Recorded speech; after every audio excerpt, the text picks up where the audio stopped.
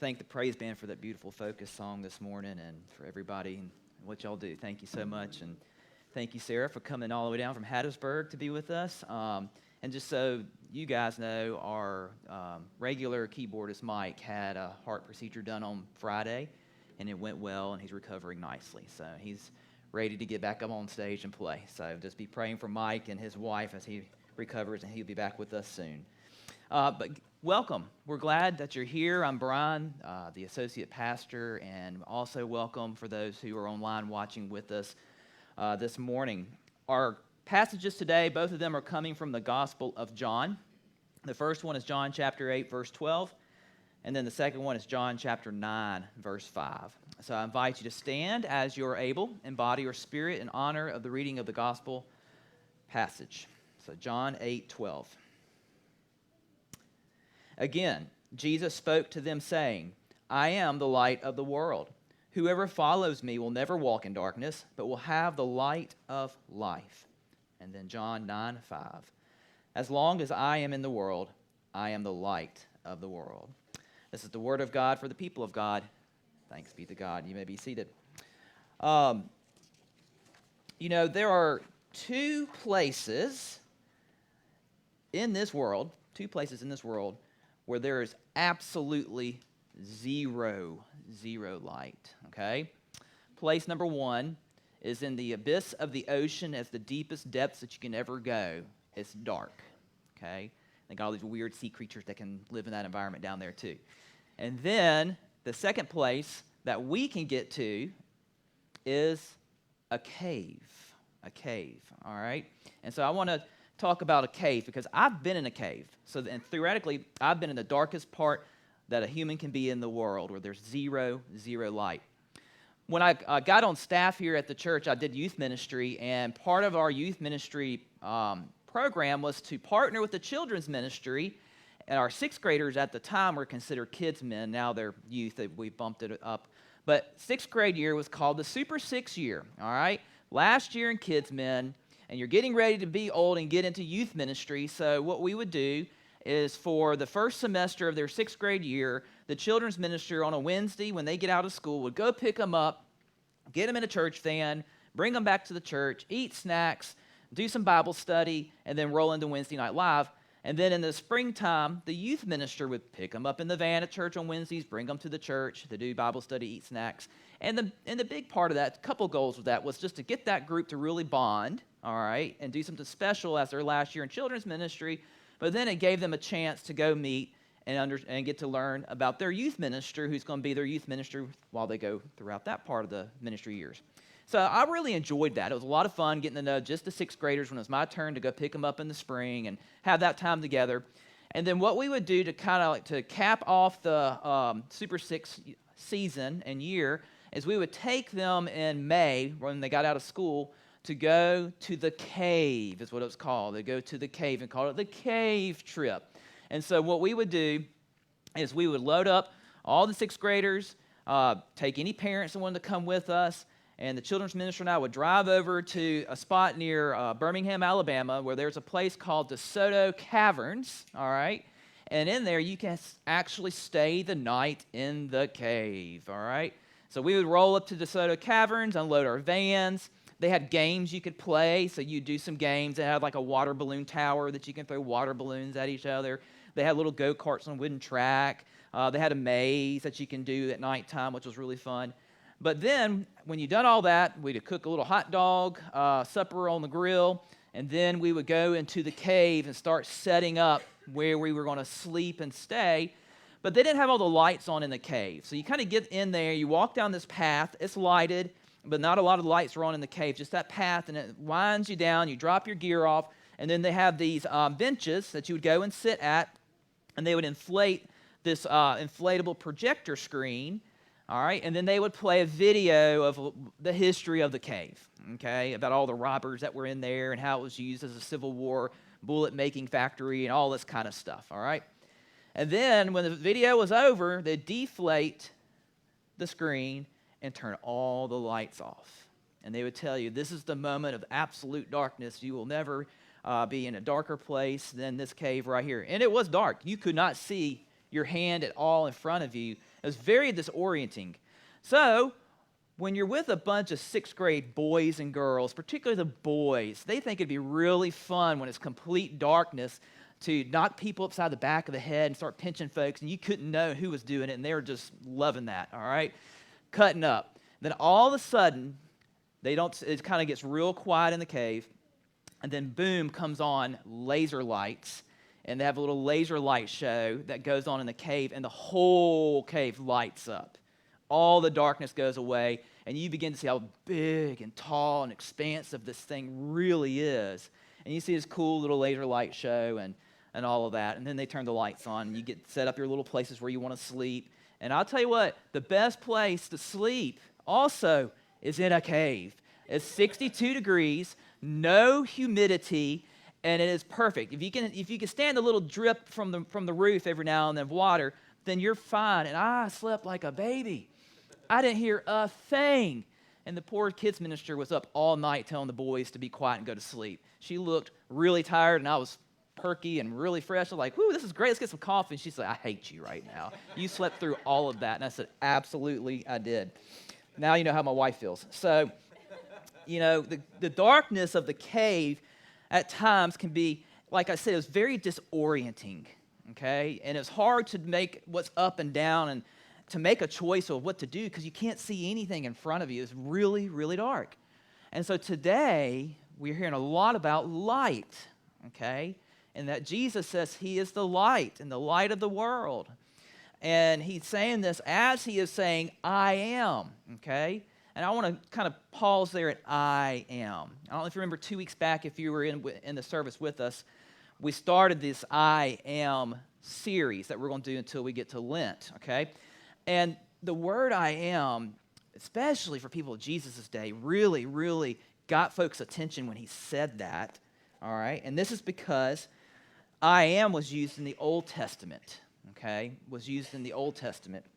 And it was used in ways like in Exodus chapter 3, verse 14, when Moses asked for God's name at the burning bush at that moment. He says, I am who I am. I am has sent me to you. I am echoes what God's divine name is. I am is saying, I am God, I am divine, okay? So when Jesus will go around saying the word I am, everybody is acknowledging and understanding that he is calling himself the divine name of God. So either he really is, or he's creating heresy and he should be stoned to death, okay? He's either one or the other, and you don't say that unless you want to be stoned to death for creating heresy, or you are divine. You are God. So that's why it gets a lot of folks' attention when he says, I am. Now, John's gospel, he uses I am a lot. We looked at it 2 weeks ago where it says, I am the bread of life. Today, we're looking at it as, I am the light of the world. Then he says in John 10:9, I am the door. John 10:11, I am the good shepherd. John 11:25, I'm the resurrection and the life. John 14:6, I'm the way, the truth, the life. And John 15:5, I am the vine. And so at one point as I said earlier, if you're going to say I am, saying you're divine and God, you risk punishment of death. Well, in John chapter 8, verse 58, Jesus says, truly, truly, I say to you, before Abraham was, I am. And he said this in front of the Pharisees and Sadducees, the religious leaders. And it said the next thing after they heard that, they had had enough, and they were reaching for the stones, and then Jesus got away before they can stone him. They were so angry whenever he would say, I am, but what he is telling his followers and what he's telling us, that he is divine, he is God, and he has that right to use that I am. And so when we look at these two passages, when we look at John 8:12 and John 9:5, what we're doing is we're looking at this other part of Jesus. When he says I am, he usually says something that characterizes himself. And so today we're looking at the I am light. And what does that mean when he says I am light? So in John 8:12, when he speaks that passage, he is doing so, it's good to know the context, he's doing so in the temple courts in Jerusalem during one of the major festivals where people would go in pilgrimage to Jerusalem, and it's the Feast of Tabernacles. Okay? It's a major, major Jewish festival commemorating Israel's wilderness journey and God's provision, all right? So you have a lot of folks here. And as part of that festival, there is a moment where you have a ceremony of the illumination of the temple, where you have these large golden lampstands that have the flames burning bright with light. And Jesus is standing in front of those grand lampstands in this part of this festival, and he is saying, I am the light, in front of those lampstands, okay? I am the light. And this all happens right after he's had a conflict with the Pharisees. So he's had this conflict with the Pharisees during this festival. Then he goes into the temple court, stands in front of this grand lampstand, and says, hey, everybody, I am the light, okay? And the theme of light and dark should be very familiar to all of us, because very early in Genesis, one of the first acts that God does in creation is he separates light and dark. He does so even before he creates the sun, moon, and stars. Light and then dark. And so we hear this terminology of the light. Psalm 27:1, the Lord is my light and my salvation. Isaiah 9:2, the people who walked in darkness now have seen a great light. And so we see this pulling back to this concept of light and dark, and Jesus saying, I am the light. He calls people to follow him, Jesus does. And so when he is the light of the world, he is showing us the truth and the way. He is revealing to us what was taught in the Old Testament and what was prophesied about, and he is shining light and uncovering that mystery that people could not understand of who he really is and what his role here now in this time that he spent on earth, what his job is to do. It is to open people's eyes because we've been in the dark, and to show us the truth and the way, and ask people to follow the light. You know, the light's very interesting. Like in the moment in the cave where it's so dark and disorienting, you don't know what to choose to do, and then all of a sudden, boom, when the light enters the room, you see it all. Darkness does not drive out the light, but the other way around. Light drives out the darkness. And so when Jesus enters into this broken world and shines the light, darkness will never overcome that.